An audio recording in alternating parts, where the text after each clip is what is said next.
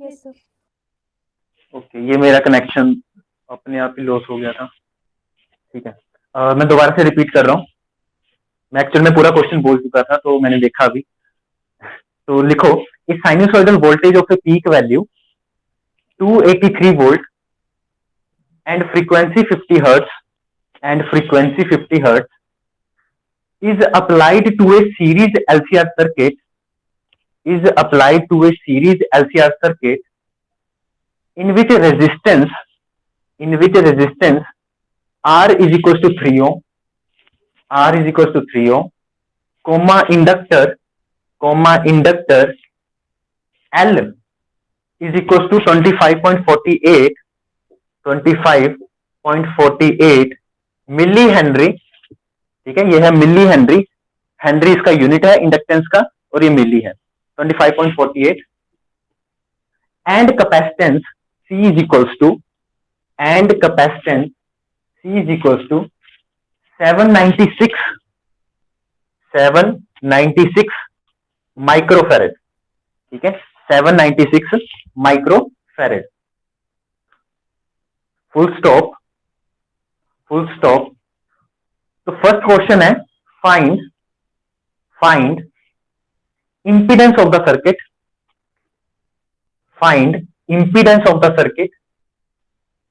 Second question है, the phase difference between voltage across the source and current. The phase difference between the voltage across the source and the current. Third question है, इसी में C part बोल सकते हो, find the power factor also. तो ये तीन चीजें आपको फाइंड आउट करनी है, impedance of the circuit, phase difference and power factor. ठीक है, तो कैलकुलेटर आपके हाथ में ही होगा। क्या आप लोगों में से बता सकते हैं इंपीडेंस का फॉर्मूला क्या था एलसीआर सीरीज सर्किट के लिए? √R² + XC - XL²। R² plus XC minus XL का whole square. Yes sir. Okay, अब वैल्यूज पुट करो। अच्छा, एक्सी की वैल्यू क्या थी?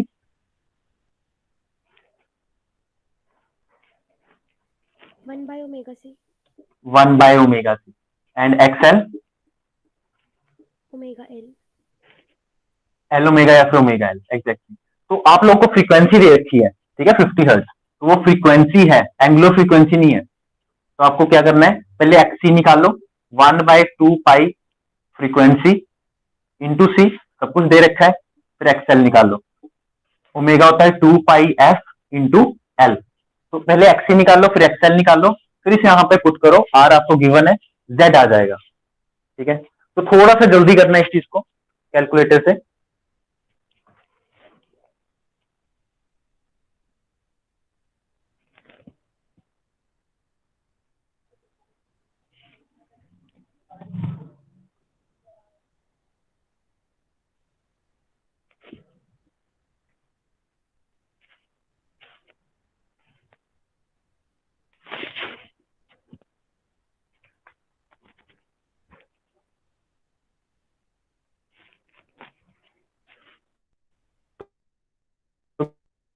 मेरे को इंग्रेडिएंट्स बता देना जब एक्सी और एक्सएल की।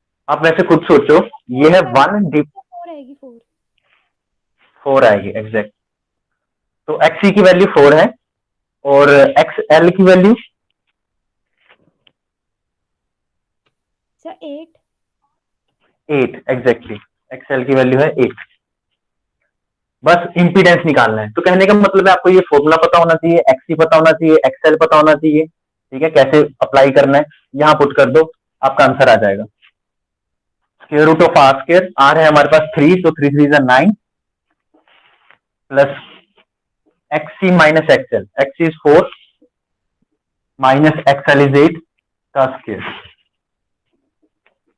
तो यहां से आएगा हमारे पास 9 प्लस, तो यहां पे आ जाएगा 4 4 16, तो यहां से आंसर आएगा 5 ओम। तो इंपीडेंस जो आएगी, इंपीडेंस जिसे हम Z से लिखते हैं, विच इज 5 ओम, ये हमारी इंपीडेंस होगी 5 ओम। ठीक है, तो इंपीडेंस ऑफ द सर्किट निकाल लिया। नेक्स्ट क्वेश्चन पूछा है the phase difference between the voltage across the source and the current.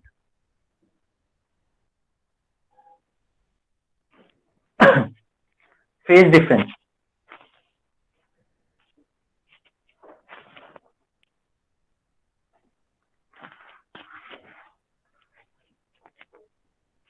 तो फेज डिफरेंस का हमारे पास फॉर्मूला था tan inverse XC minus XL divide by R, और सारे आपको फैक्टर्स पता है, आपने निकाल लिए। तो tan inverse I think XC था 4 और XL था 8 एंड R था 3।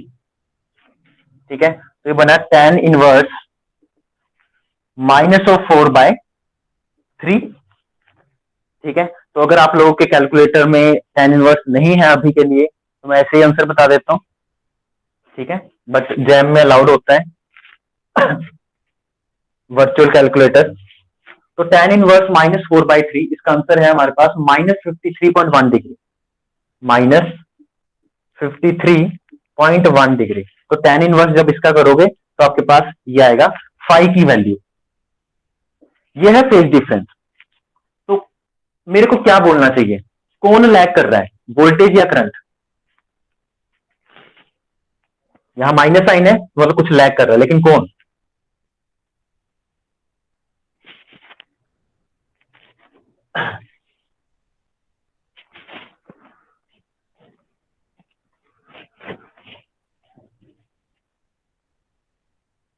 अरे एलसीआर सर्किट के लिए ये चीज याद करो, करंट की वैल्यू क्या लिखी थी हमने, जो हमने लेट किया था करंट, IM। आगे बताओ, आगे हमने कुछ लेट किया था एलसीआर सर्किट में करंट की value. XC greater than XL sine omega assume किया था। साइन ओमेगा टी प्लस 5, ये अज्यूम किया था हमने। ठीक है, और वीएम तो हमारा हमें स्टार्टिंग से पता है कि वी हमारा क्या है, वीएम साइन ओमेगा टी। तो अब आप सोचो कि 5 की वैल्यू नेगेटिव में आने का मतलब क्या है, यहां पे आंसर माइनस में आ गया, इसका मतलब करंट लैग कर रहा है। और अगर यहीं पे प्लस हो जाता, 5 की वैल्यू प्लस में आती, तो आप क्या बोलते, करंट लीड कर रहा है। ठीक है, अभी क्या बोलना है, ये जो माइनस में आया यहां पुट कर दोगे अगर आपको चेक करना है तो यहां पुट कर दिया, मतलब करंट लैग कर रहा है वोल्टेज से। तो जरूरी नहीं है सिर्फ आपसे 5 पूछा जाएगा, ये पूछ सकते हैं कौन लैग कर रहा है कौन लीड कर रहा है। तो ये आंसर निकालने के बाद पता चलेगा कौन लैग कर रहा है कौन लीड कर रहा है। तो इस केस में करंट लैग कर रहा है, current lag voltage bye 53.1 degree. इसको ऐसे भी लिखा जा सकता है, ऑप्शन ऐसे भी बन सकती है कि वोल्टेज लीड करंट, ऐसे भी तो बोल सकता हूं, करंट लैग कर रहा है तो ऑब्वियस सी बात है कि वोल्टेज लीड कर रहा होगा, तो इसका आंसर ये भी बन सकता है। और voltage leads current by 53.1 degree, voltage leads current by 53.1 degree. ठीक है, तो इसे किसी भी तरह से लिखा जा सकता है, करंट लैग कर रहा है या फिर वोल्टेज लीड कर रहा है इतनी वैल्यू से। सी पार्ट पे आते हैं। सी पार्ट में आपसे पूछा गया कि what is the power factor. Power factor क्या वैल्यू थी पावर फैक्टर की? पावर फैक्टर किसको बोला था हमने? cos phi। कोस फाई को। और फाई में हमें 53.1 डिग्री पुट करना है, तो माइनस का 53.1 डिग्री। बट हमें पता है कि cos of minus theta is cos theta, तो माइनस का हमें कोई दिक्कत नहीं है। तो इसका मतलब हमें क्या चाहिए? cos of 53.1 degree. ठीक है, तो ये दोबारा से कैलकुलेटर का ही काम है, हम इतना तो कर नहीं सकते। तो cos ऑफ 53.1 डिग्री का आंसर होता है 0.6। ठीक है, ये मैं इसलिए कर रहा हूं क्योंकि ये कैलकुलेटर का ही काम है। इसका आंसर होता है 0.6। तो आपसे ये पूछा जाएगा कोस पावर फैक्टर, तो आपने ये बताना है, दिस इज आंसर 0.6। ठीक है, तो ये कहानी थी इसकी।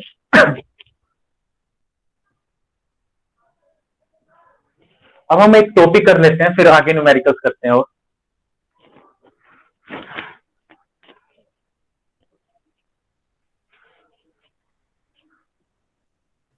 सर हाँ जी, सर वैसे हमारा फिजिक्स का कितना सिलेबस हो गया है? फिजिक्स का आपका आप अराउंड 50 to 60%, 50% बोल सकते हो, अराउंड 50%। ओके ठीक सर। है, अभी 50% पड़ा है। Okay sir.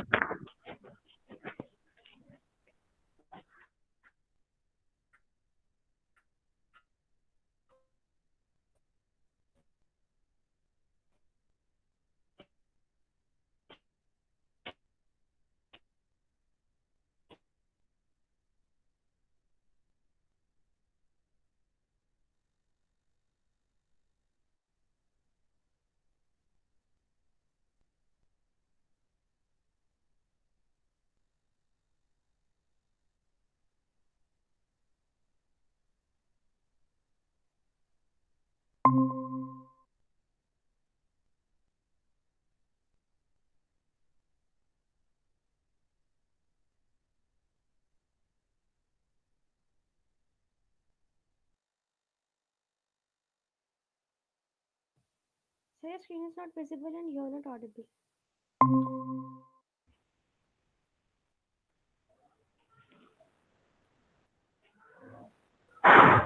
आवाज आ रही है आप दोनों को? Yes sir. ये मेरे ही यहाँ पे नेटवर्क इशू है, बार बार कनेक्शन लॉस हो रहा है। चलो मैं रिपीट कर रहा हूँ।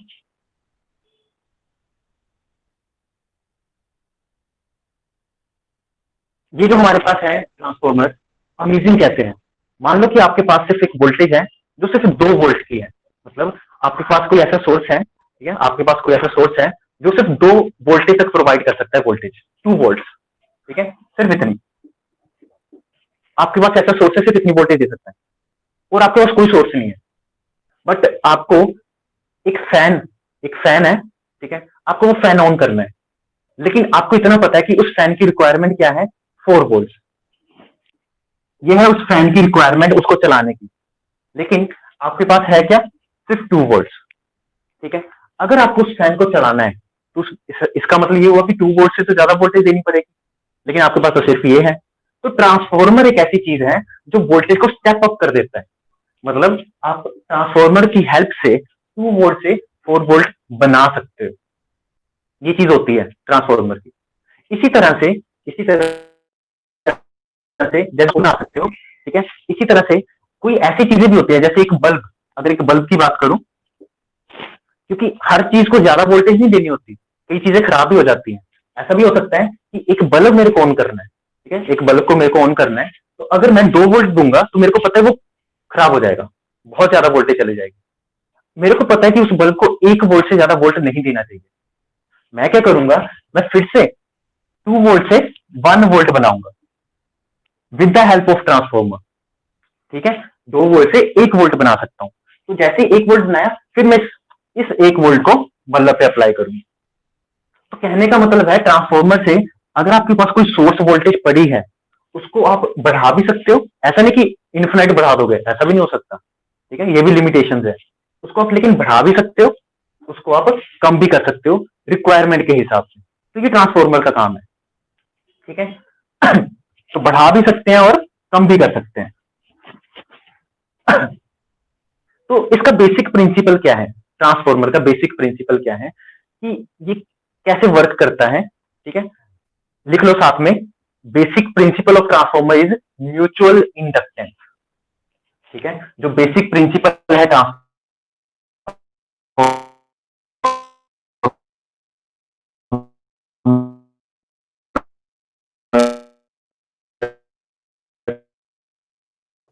है, म्यूचुअल। ठीक है, ये लिख लो है प्रिंसिपल। हाँ जी, works on the principle of mutual inductance.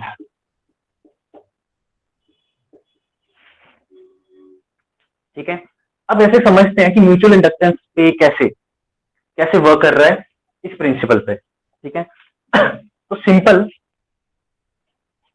एक सॉफ्ट आयरन कोर उठाना है। ये मान लो कि एक सॉफ्ट आयरन कोर है। ठीक है, ये जो मटेरियल है ये सॉफ्ट आयरन कोर है, कुछ ऐसा।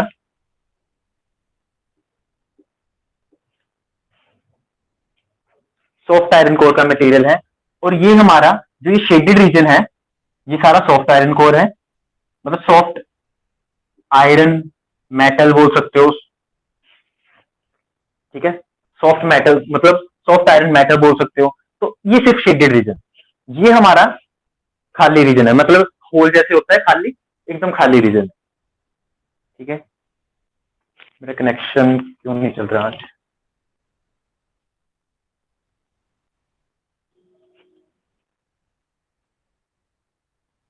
आप लोग को आवाज आ रही है मेरी, और बोर्ड क्लियर है? Yes sir. मतलब ज्यादा क्लियर नहीं है ना? सर क्लियर है।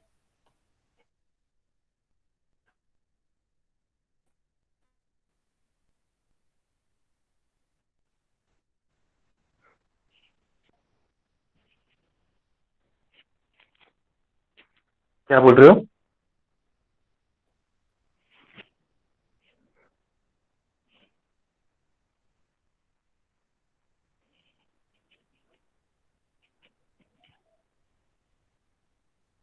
आवाज आ रही है आप लोग को? यस सर, बट बोर्ड आवाज आ रही है। ओके, तो बता देना अगर नहीं समझ आएगा तो हम लेक्चर किसी दिन मतलब नेक्स्ट टाइम लगा लेंगे। ऐसा ना हो कि ब्लर में निकल जाए सारा लेक्चर। ठीक है, तो हमें क्या करना है, ये एक सॉफ्ट आयरन कोर है, ये सॉफ्ट आयरन कोर। ठीक है, एक मेटल टाइप होता है ये। अब हमें क्या करना है, हमें यहाँ पे वाइंडिंग करनी है, किसकी, कोई वायर की। ठीक है, तो एक वायर उठाई हमने यहां से, अब हमें उसे इसके अराउंड ऐसे वाइंड कर देना है। ठीक है, किसके अराउंड किया, इस पॉइंट के अराउंड ऐसे रोटेट कर दिया। सिमिलरली यहां से एक वायर उठानी है और यहां से लेके जाना है उसको। ठीक है, और इसके अराउंड दोबारा से वाइंड कर देना है ऐसे, इसी के ऊपर, इसी वायर के ऊपर उसे वाइंड कर दो। लेकिन ये जो वाइंडिंग की हमने ये वाली वायर से, इसको हम नाम देते हैं सेकेंडरी कॉइल। सेकेंडरी कॉइल, इसको हम नाम देते हैं प्राइमरी कॉइल।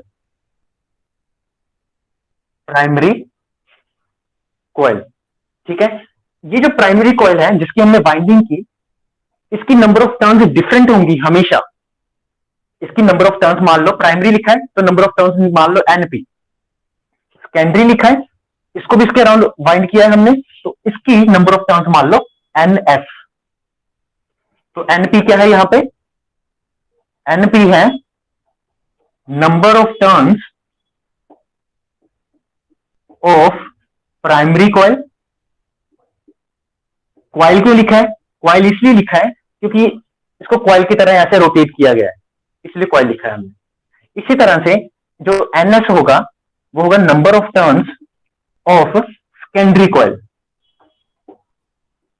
सेकेंडरी कॉइल, तो कहने का मतलब है इसकी टर्न्स और इसकी टर्न्स डिफरेंट रखनी है, क्योंकि हमें स्टेप अप और स्टेप डाउन करना है, वोल्टेज को बढ़ाना है, ये वोल्टेज को कम करना है। तो ये तभी पॉसिबल है अगर इसकी टर्न से डिफरेंट हो।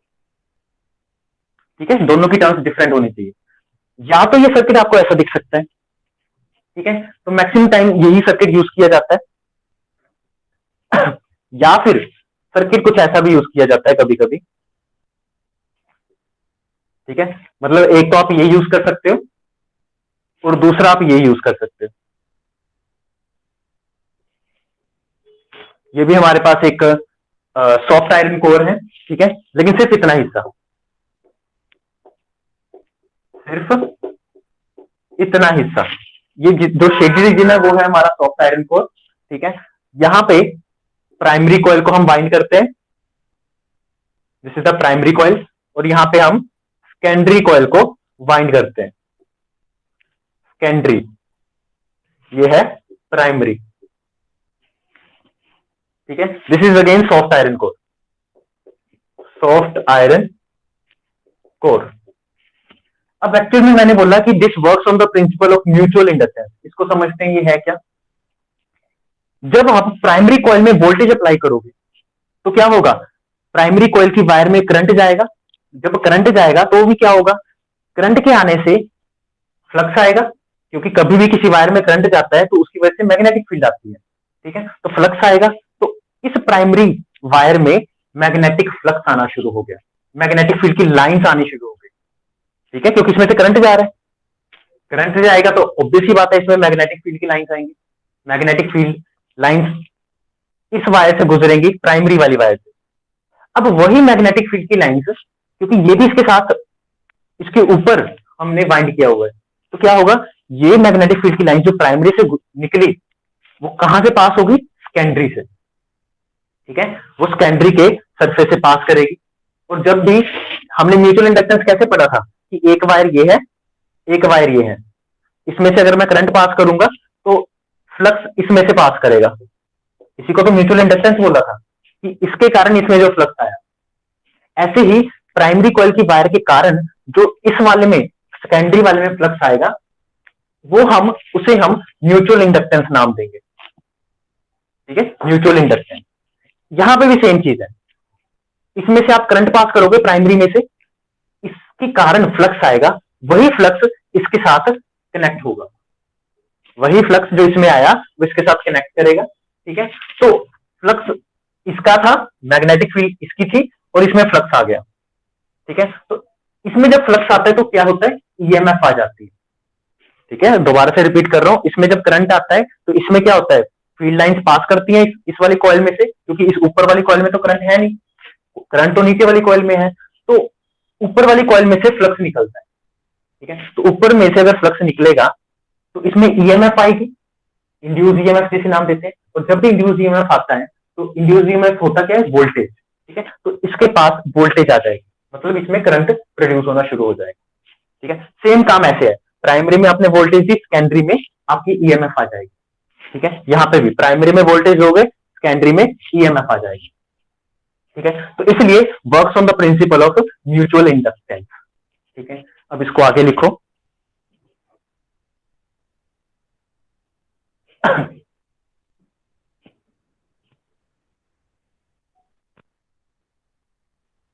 इसमें लिखना है आपने, consider an ideal transformer in which the primary has negligible resistance. Consider an ideal transformer in which the primary has negligible resistance and all the flux in the core links both primary and secondary windings. Links both primary and secondary windings. Full stop. Let phi be the flux. In each turn in the core at time t. Due to current in the primary. When a voltage Vp, V के base में है P, when a voltage Vp is applied to it, ठीक है। इस line को दोबारा से पढ़ लो एक बार कि हम एज्यूम करके चल रहे हैं कि आइडियल ट्रांसफॉर्मर, ठीक है, क्योंकि हम फिजिक्स में मैक्सिमम केसेस आइडियल केसेस लेते हैं, प्रैक्टिकल नहीं लेते, ठीक है। तो आइडियल केस क्या है कि जो मेरी प्राइमरी कॉइल है उसका कोई रेजिस्टेंस ही नहीं है, ये मेरी एक अजम्पशन है, उसका कोई नेग्लिजिबल रेजिस्टेंस लेके चल रहे हैं हम, ठीक है। और इस प्राइमरी कॉइल के क्रॉस हमने Vp वोल्टेज लगा दी, ये वोल्टेज है अक्रॉस प्राइमरी Vp, ये इस पे लगा दी और इसका रेजिस्टेंस नहीं है, ठीक है। तो आप लोग को एक नाम याद होगा, एक तो मैंने बोला म्यूचुअल इंडक्टेंस, जो एक कॉइल के कारण दूसरे कॉइल में फ्लक्स आ जाता है उसे बोलते हैं म्यूचुअल इंडक्टेंस। बट आपने ये भी सुना था सेल्फ इंडक्टेंस। सेल्फ इंडक्टेंस क्या था? सेल्फ इंडक्टेंस था कि एक कॉइल के कारण उसी कॉइल में फ्लक्स आ जाना। अगर मैं यहां पे एक कॉइल बनाऊं और इसमें से करंट पास करूं तो इसमें एक हुआ क्या था, इस करंट की वजह से फ्लक्स लाइंस आएंगी और हमें पता है कि मैग्नेटिक फील्ड सर्कल बनाती है पूरा, तो ये मैग्नेटिक फील्ड लाइंस इसी वाली कॉइल से पास करेंगी, ठीक है। तो इसका मतलब इसी की मैग्नेटिक फील्ड लाइंस इसी को क्रॉस कर रही हैं, इसी के सरफेस को क्रॉस कर रही हैं, तो इसमें हम नाम देते थे सेल्फ इंडक्टेंस, ठीक है, सेल्फ इंडक्टेंस। तो अब जब इसी को क्रॉस करेगी तो क्या आता है? इंड्यूस ईएमएफ आता है इसी को क्रॉस करने की वजह से, ठीक है। एक तो है दूसरी कॉइल को क्रॉस किया, उसमें भी इंड्यूस ईएमएफ आता है, एक है इसी की कॉइल को क्रॉस किया। तो अगर आप यहां पे देखो, प्राइमरी में से जब करंट जाएगा तो जो फ्लक्स प्राइमरी से निकलेगा वो इसके अपने कॉइल में से भी तो पास करेगा, प्राइमरी के अपने कॉइल में से तो पास करेगा, ठीक है। तो इसलिए इंड्यूस ईएमएफ ना सिर्फ प्राइमरी में बल्कि इंड्यूस ईएमएफ ना सिर्फ सेकेंडरी में बल्कि प्राइमरी में भी आने वाला है। इंड्यूस्ड ईएमएफ सेकेंडरी के साथ साथ प्राइमरी कॉइल में भी आने वाला है, ठीक है। तो यही कंसेप्ट हमें लेके चलना, दोनों में इंड्यूस्ड ईएमएफ आएगा। तो उस इंड्यूस्ड ईएमएफ की वैल्यू को लिखा कैसे जाता है? इंड्यूस्ड ईएमएफ अगर मैं प्राइमरी कॉइल की बात करूं तो वो क्या होगा? Minus of NP, number of turns of the primary coil, into d∅dt। तो अगर टर्न सिर्फ एक होती तो मैं सीधा लिखता E is equal to minus d∅dt, but यहाँ पे n नंबर ऑफ टर्न्स है, np, ठीक है, तो इसलिए minus n d∅dt।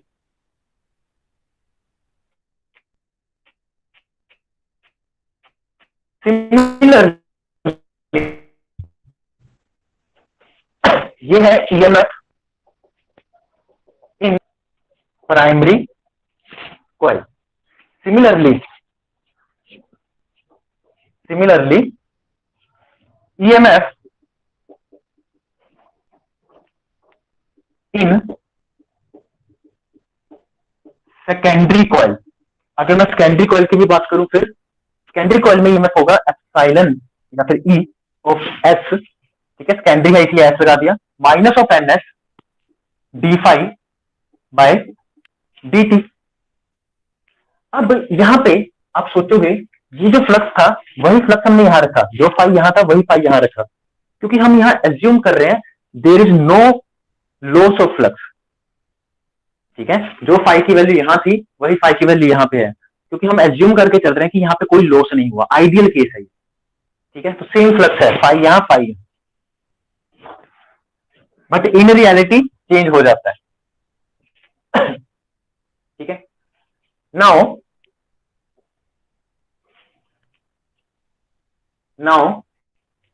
Put epsilon P, ये हमारा क्या है, EMF in the primary coil is equal to VP.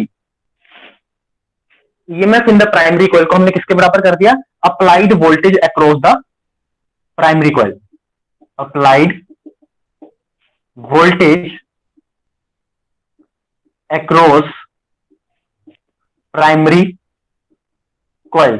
ऐसा हमने क्यों किया, रीजन चाहिए, है ना। ये वोल्टेज और ये वोल्टेज तो डिफरेंट होती है, ये तो अप्लाई की है, ये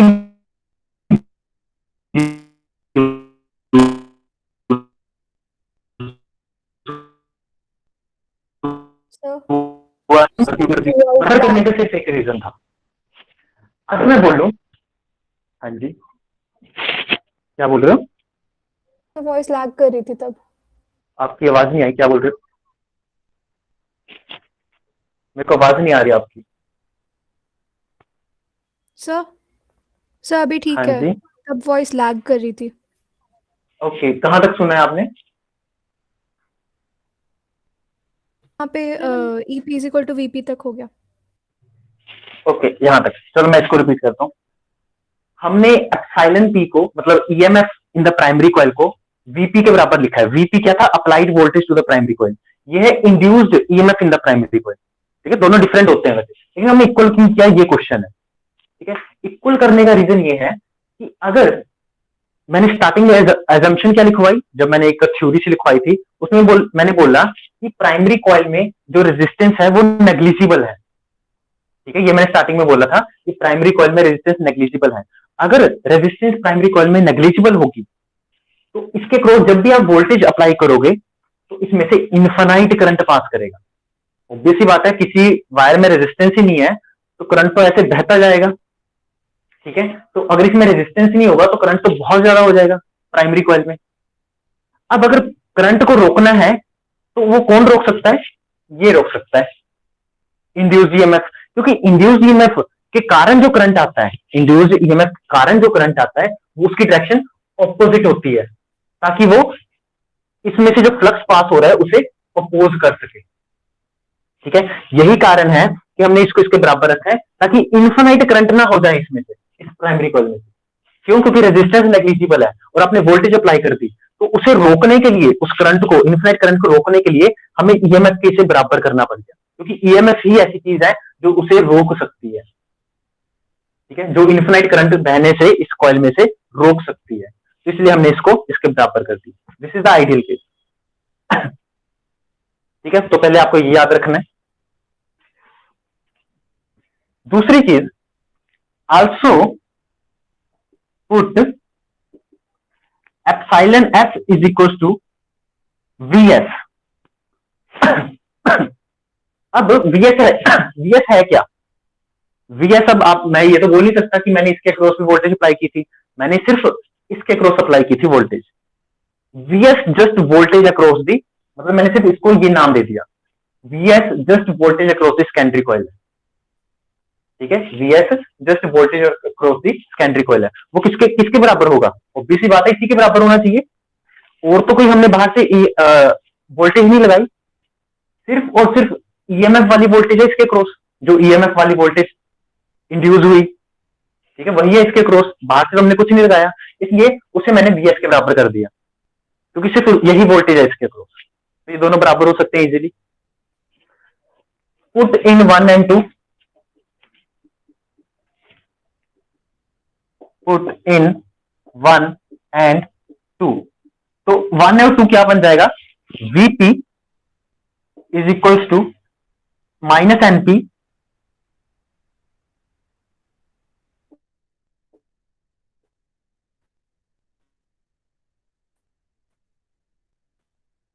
d5 by dt and V S is equal, अगर मैं दोनों को डिवाइड कर दूं, therefore VP by V S is equals to, अगर दोनों को डिवाइड किया जाए तो माइनस और माइनस कैंसिल हो जाएगा और यहां पे आ जाएगा एनपी बाय एनएस। बहुत इंपॉर्टेंट फॉर्मूला है ये, इसको इक्वेशन नंबर 3 दे दो।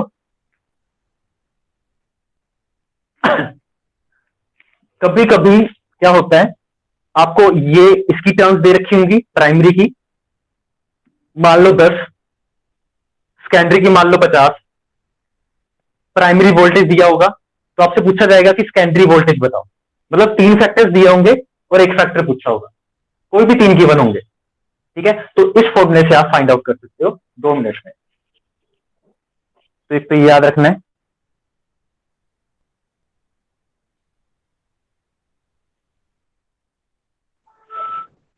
इसी में एक चीज और है, आगे लिखो, if the transformer is assume to be, if the transformer is assumed to be 100% efficient, 100% efficient, ठीक है। ये assume करके चलते हैं 2 मिनट के लिए, लेकिन प्रैक्टिकली ऐसा नहीं होगा। एफिशिएंसी का मतलब क्या होता है कि जितनी आपने इनपुट दी उतनी आपको आउटपुट मिल जाए। एफिशिएंसी का मतलब ये होता है, ठीक है, 100%, कोई पावर लॉस नहीं, ये होता है एफिशिएंसी का मतलब। लेकिन प्रैक्टिकली ऐसा नहीं होगा, लेकिन हम आइडियल केस लेके चल रहे हैं। तो 100% एफिशिएंट होने का मतलब क्या होगा, that power input is equal to power output, मतलब ये दोनों बराबर हो जाएंगे, input power equal to output power, ठीक है। ये होगा 100% एफिशिएंट वाले ट्रांसफॉर्मर। तो पावर इनपुट, पावर को क्या लिखते हैं, आई into we.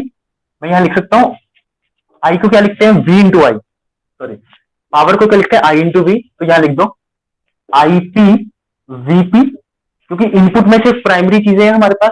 VP is the voltage across primary, और ये हमारी current in the primary coil. Power output फिर से I into V, I F into V S, secondary में करंट और सेकेंडरी के वोल्टेज, ये बराबर हो जाएगा। तो यहां से implies VP by V S is equals to I S by I P, ठीक है। तो एस और पी पता रहना चाहिए है क्या।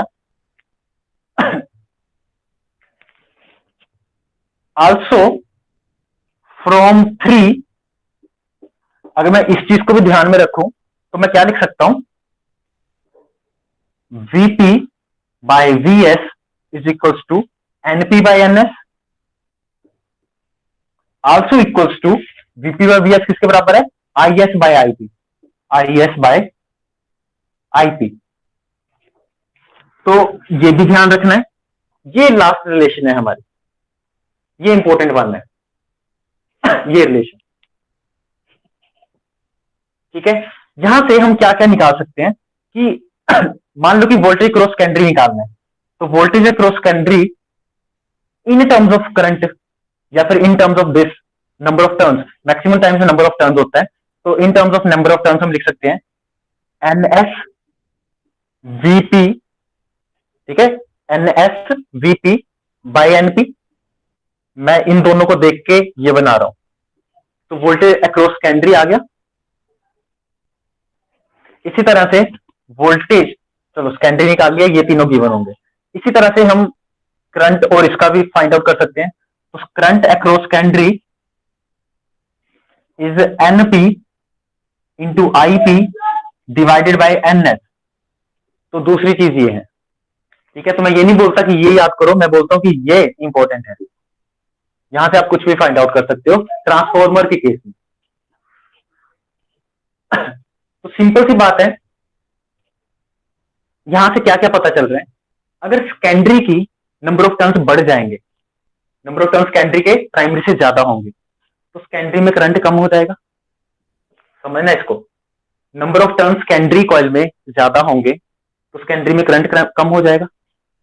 लेकिन अगर सेम चीज मैं यहां पे बोल लूं, मैं ये चीज लेके चल रहा हूं, अगर सेम चीज मैं यहां बोल लूं कि सेकेंडरी में नंबर ऑफ टर्न्स बढ़ जाएंगे तो वोल्टेज सेकेंडरी में क्या होगी, ज्यादा होगी देन वीपी। क्यों, क्योंकि डायरेक्टली प्रोपोर्शनल टू एनएस है, ठीक है। तो इस केस में क्या होने वाला है, वोल्टेज अक्रॉस सेकेंडरी अगर एनएस ग्रेटर देन एनपी हुआ तो ग्रेटर देन वीपी। अगर ऐसी चीज होती है for NS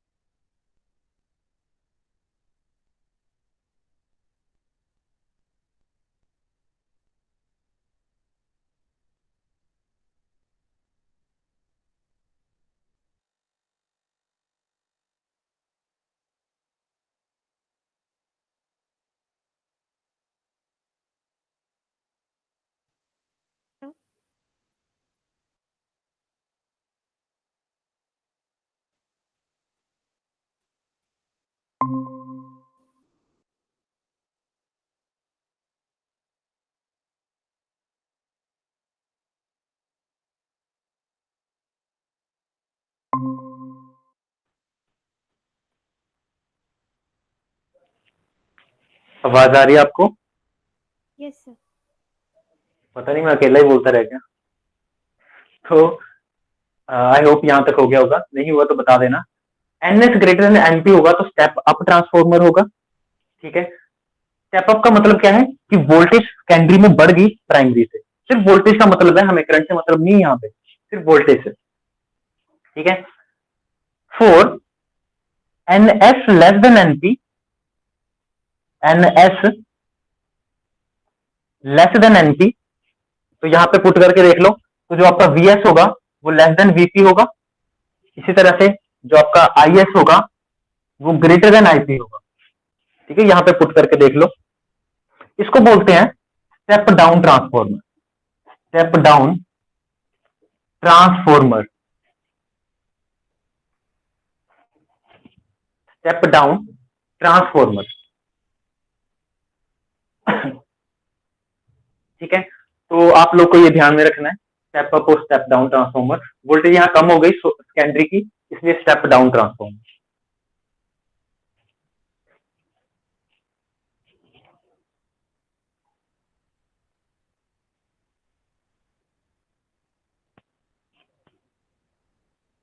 चलो न्यूमेरिकल्स करते हैं।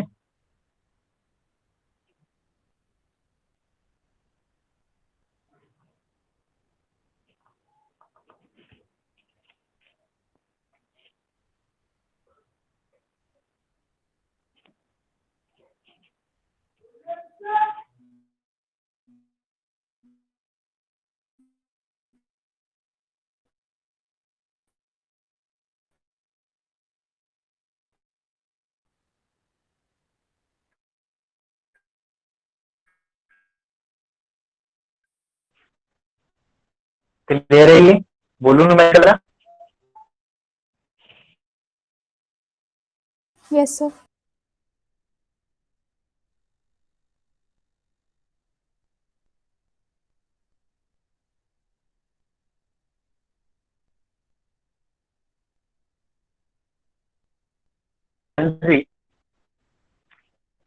An LC circuit contains a 20 millihenry inductor and 50 microfarad and 50 microfarad sir repeat capacitor capacitor with an initial charge of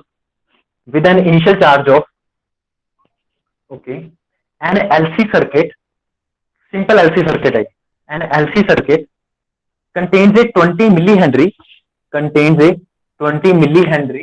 inductor and 50 microfarad capacitor with an initial charge of 10 millicoulomb. ठीक है, with an initial charge of 10 millicoulomb, full stop. The resistance of the circuit is negligible. The resistance of the circuit is negligible, full stop. Let the instant this circuit is closed at t equal to 0, full stop.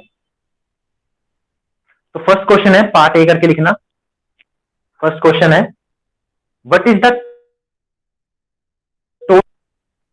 What is the total energy stored initially. Part B करके लिखो, part B करके लिखो, what is the natural frequency of the circuit. What is the natural frequency of the circuit. Part C करके लिखो, part C, at what time is the energy stored is completely electrical. Is completely electrical. Part D करो, what time is the energy stored is completely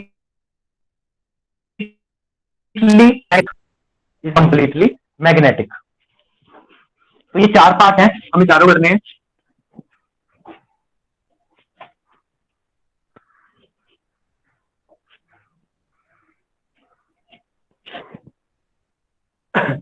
ठीक है, तो I think first part तो आप लोग कर सकते हैं जल्दी से। What is the total energy stored initially.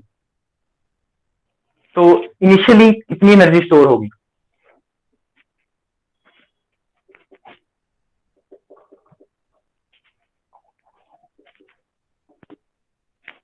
Total energy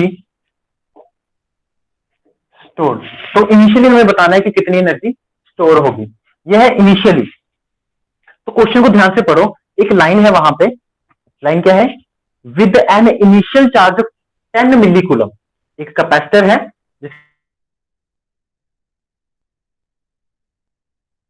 तो क्या आप लोगों को फॉर्मूला पता है कि अगर कैपेसिटर पे चार्ज पड़ा हो तो एनर्जी का फॉर्मूला क्या था, जो हमने लिखा था। Q naught square by 2C। Exactly, Q square by 2C। और क्यू हमें इनिशियली पता है 10 मिली कूलम, तो 10 मिली मतलब 10⁻³ तो ये हो गया Q square divide by 2C। सी है हमारा 50 माइक्रोफैरेड, तो 50 माइक्रो मतलब 10⁻⁻6, 50 माइक्रो फैरेड। तो इसको सोल्व करके बताओ जल्दी से कितना आंसर आ रहा है। 1। ओके, नेक्स्ट क्वेश्चन करो फिर।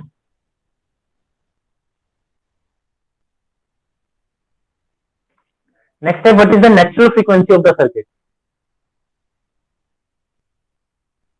एलसी सर्किट है, नेचुरल फ्रीक्वेंसी पूछ लिया।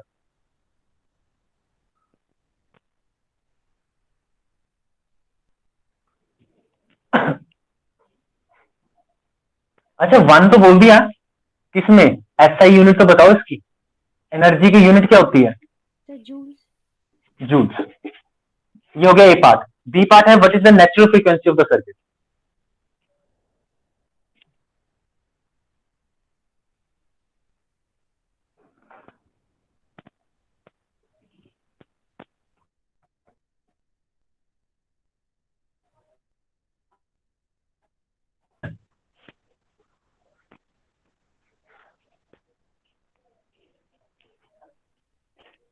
फॉर्मूला पता है, बस मेरे को फॉर्मूला बता दो, उसके बाद तो आपने मैथमेटिक्स कर ही लेना है। 1/√LC। बिल्कुल, 1/√LC। एल पता है, सी पता है, आंसर तो आप निकाल दोगे, वैसे बता ही दो। 10/√10। इट्स गिवन 10⁻³ ओमेगा की वैल्यू ना, हाँ एंगुलर फ्रीक्वेंसी की वैल्यू है 10⁻³ रेडियन पर सेकंड। इसका आंसर आ रहा है 10⁻³ रेडियन। रेडियन पर सेकंड जस्ट यूनिट है किसके, एंगुलर फ्रीक्वेंसी के। एक बार चेक करो आ रहा है ये, एल की वैल्यू और सी की वैल्यू पुट करके।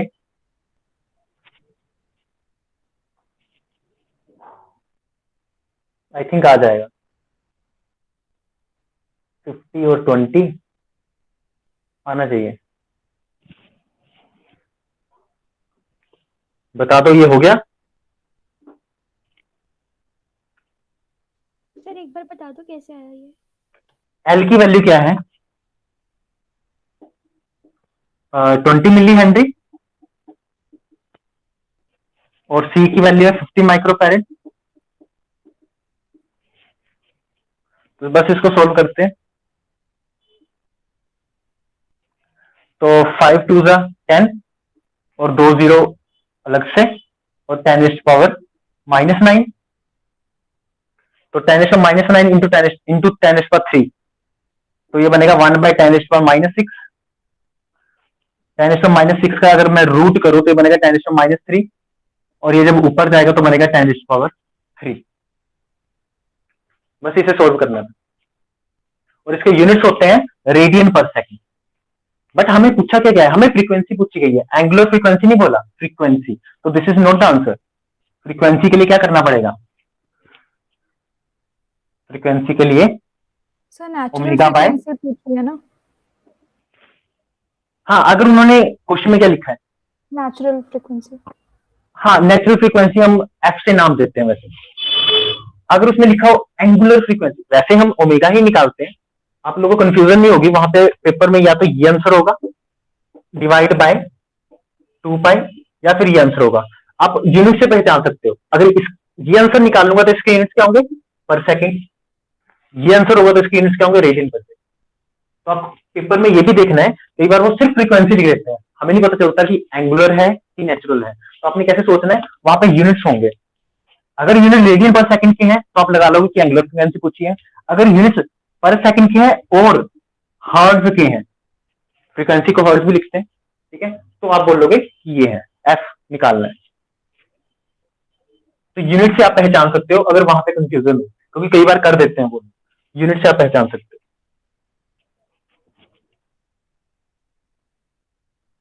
अच्छा नेक्स्ट क्वेश्चन है, कहां गया, नेक्स्ट क्वेश्चन है, what time is the energy stored completely electrical. क्या आप लोग थोड़ा सा सोच के बता सकते हो किस टाइम पे सारी एनर्जी कंप्लीटली इलेक्ट्रिकल हो सकती है? इनिशियल टाइम पे। इनिशियल टाइम पे, क्या वो उसके बाद भी कभी हो सकती है कि सिर्फ इनिशियल टाइम पे होगी? इसे बाद में भी होगी। बाद में भी होगी, क्योंकि वो ऑसिलेशन हो रही थी। तो हमें वो टाइम चाहिए। हम जो आंसर निकालेंगे वो इन टर्म्स ऑफ टाइम पीरियड निकाल लेंगे। तो पहले क्या आपको टाइम पीरियड पता है? लाइक अ साइन वेव जब यहां से चलती है कुछ ऐसे, तो मैं बोलूं इसका टाइम पीरियड कितना है, तो आप बोलोगे यहां से लेके यहां तक का। टाइम पीरियड का मतलब है जिसके बाद वेव दोबारा से रिपीट करे। देखो यहां से यहां पहुंच गई, उसके बाद दोबारा से वही चीज स्टार्ट हो रही है जैसे यहां से स्टार्ट हुई थी। तो ये यहां से लेके यहां तक इसका क्या है, टाइम पीरियड टी। तो हम क्या करेंगे, हमें उसने पूछा है कि टाइम बताओ कब कब वहां पे सारी की सारी एनर्जी इलेक्ट्रिकल हो जाएगी। हमें एक चीज पता है कि कैपेसिटर के केस में हमने एक चीज लिखी थी, Q is equal to Q not cos omega T. ये तो गलत नहीं है, और ये बता भी यही रहा है कि टाइम जीरो पे सारी की सारी एनर्जी क्या हो जाएगी, सारा का सारा चार्ज कैपेसिटर में होगा, T इक्वल टू जीरो पे। और इनिशियली हमने चार्ज भी कैपेसिटर को ही करते हैं, ठीक है। अब चार्ज मैक्सिमम कब कब होगा, चार्ज मैक्सिमम कब कब होगा, ये तभी होगा जब कोस ओमेगा टी हमारा +-1 होगा, चार्ज तभी मैक्सिमम होगा, ठीक है। चाहे प्लस का 1 हो चाहे माइनस का 1 हो, आएगा तो मैक्सिमम चार्ज। इसका मतलब ये तभी पॉसिबल है जब कोस ओमेगा टी +-1 होगा, ठीक है। तो इसको मैं ऐसे भी लिख सकता हूं, कोस ओमेगा, ओमेगा को क्या है 2πf, 2π इंटू फ्रीक्वेंसी, लेकिन मैंने बोला टाइम पीरियड की फॉर्म में आंसर निकालना है, तो 2π/t। ओमेगा को ये भी लिखते हैं 2π/t, ठीक है। फ्रीक्वेंसी को लिखते हैं 1 बाय टाइम पीरियड, फ्रीक्वेंसी को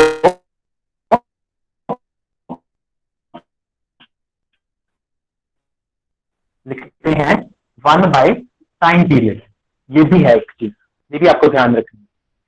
तो cos 2π/t मतलब ओमेगा की वैल्यू लिख दी इनटू टाइम जो चल रहा है, ठीक है। ये टी जो है कैपिटल टी, ये फिक्स है, हर वेव का एक टाइम पीरियड होता है, ठीक है, लेकिन ये वेरी कर रहा है, बढ़ता जा रहा है time, is equals to.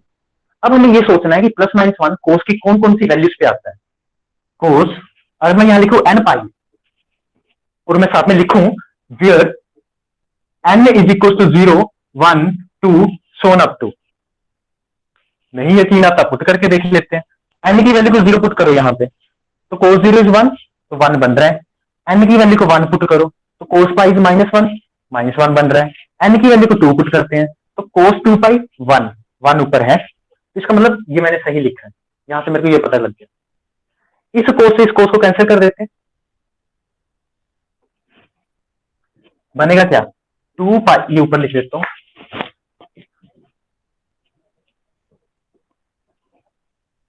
2 pi by T into small T is equals to N pi. तो यहां से जो टी होगा वो होगा एन, पाई से pi cancel, N capital T by 2। तो ये वो टाइम है जहां जहां हमारी चीज, हमारी कैपेसिटर में चार्ज मैक्सिमम हो जाएगा। और जब भी कैपेसिटर में चार्ज मैक्सिमम हो जाता है तब वो उसमें फील्ड वो मैक्सिमम होगी, है ना। चार्ज जब भी कैपेसिटर में मैक्सिमम होगा तो उसमें फील्ड भी मैक्सिमम होगी। तो अब एन की वैल्यूज को पुट कर दो, शुरू कर दो। Implies T is equal to N 0, मतलब टाइम 0। ये तो पक्की बात है, टी इक्वल टू 0 पे तो मैक्सिमम इलेक्ट्रिक फील्ड होती है उसमें। एन वन करोगे तो टी बाई 2 आएगा, एन को 2 पुट करोगे तो टी आएगा, एन को 3 पुट करोगे तो 3 टी बाई 2 आएगा। ये चलता ही रहेगा सोनब तक। तो ये सारी वैल्यूज हैं, ठीक है। ऐसे ही आपको पेपर में आ सकता है, आपको ये सारी वैल्यूज दे देंगे। फर्स्ट ऑप्शन ये दे देंगे, सेकंड ये, थर्ड ये, फोर्थ ऑप्शन कुछ और कर देंगे और उसमें से पूछ लेंगे फोर्थ वन कौन सी है, कौन सी गलत है, ठीक है। तो 3 ये ऑप्शन दे देंगे, फोर्थ आपको कोई अलग सी ऑप्शन दे देंगे जिसपे मैक्सिमम नहीं आना था, तो आपको रॉन्ग ऑप्शन पूछी जाएगी, तो आप वो बता सकते। तो राइट पता होगी तभी रॉन्ग आएगी। इसी का डी पार्ट, इसी में डी पार्ट क्या था, डी पार्ट में बोला गया है कंप्लीटली मैग्नेटिक, ठीक है, कंप्लीटली मैग्नेटिक। क्या आप लोग बता सकते हो, थोड़ा सा इसी हिसाब से सोचना है कि कंप्लीटली मैग्नेटिक कब पॉसिबल है। जब इलेक्ट्रिक 0 होगी। एग्जैक्टली बिल्कुल इसी पॉइंट को पकड़ना था कि जब इलेक्ट्रिकल 0 होगी, तो इसका मतलब हमें पता है Q is equal to Q not cos omega T है। तो if Q is 0, if charge on capacitor is 0, charge on capacitor is 0, then the field is totally magnetic, then field is totally magnetic। ये पक्की बात है ना। अगर charge capacitor पे हुआ ही नहीं तो इसका मतलब सारी की सारी फील्ड मैग्नेटिक फील्ड होगी, गायब तो हो नहीं सकता चार्ज। तो इसलिए मैं लिख सकता हूं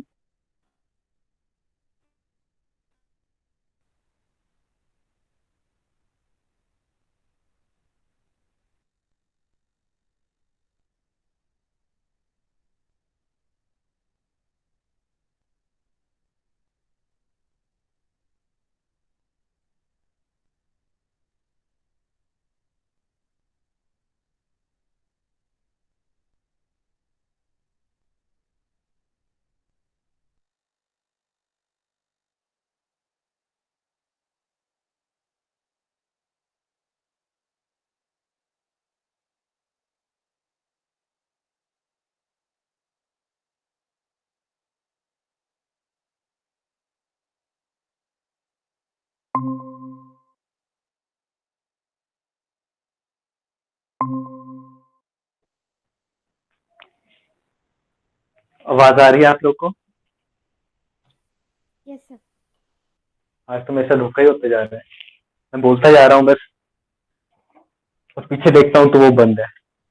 अच्छा, cos omega t equal to 0, तो आपके हिसाब से मैं यहाँ पे क्या रखूं कि 0 बनाता जाए। π/2। पाई बाय 2 और भी वैल्यूज रख सकते हैं, तो क्या आप जनरलाइज फॉर्मूला बना सकते हैं, मेन तो काम यहाँ पे वो है cos n π/2। n pi by 2 where n equals to, क्या रखे n की वैल्यूज 1 2 3 4। 1 2, क्या 2 रखनी चाहिए, रख के देखो एक बार यहाँ पे। No sir, odd numbers 1 135 7। Exactly 135। तो वहीं पे सोच लेना है कि यहाँ पे अगर 2 रखा जाए तो cos पाई बन जाएगा, तो उससे तो -1 आ जाएगा। तो 135 रखेंगे तो हमारा 0 आएगा। तो cos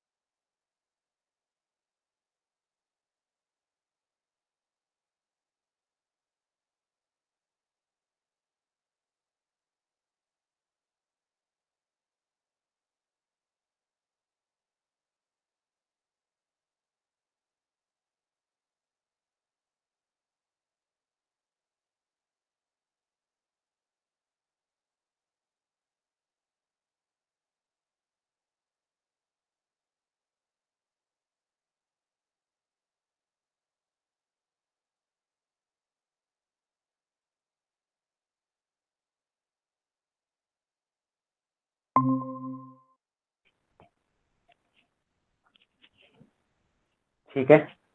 तो p की वैल्यू, इन p की वैल्यूज पे हमारी ये वाली चीज सारी की सारी मैग्नेटिक फील्ड हो जाएगी, सारी फील्ड हमारी मैग्नेटिक फील्ड हो जाएगी। आज ऐसा करते हैं, आज यहीं तक करते हैं, क्योंकि नेट मेरा अच्छा नहीं चल रहा, बार बार बाहर फेंक के मार रहा है मेरे को। ठीक है, तो आज इतना ही करते हैं हम, बाकी हम नेक्स्ट लेक्चर में कर लेंगे, है ना। ऐसे बार बार पता नहीं चल रहा, फिर से बंद हो जा रहा है। तो आज सिर्फ यहाँ तक। इसमें कोई डाउट है इस क्वेश्चन में? No sir. No sir. ठीक है, बाकी के जो न्यूमेरिकल्स हैं वो नेक्स्ट लेक्चर में करते हैं, क्योंकि आज कुछ चल नहीं रहा है एकदम नेट ना अच्छा था। ठीक है, यस सर। Yes sir. चलो, thank you. Thank you sir. Thank you sir. Okay.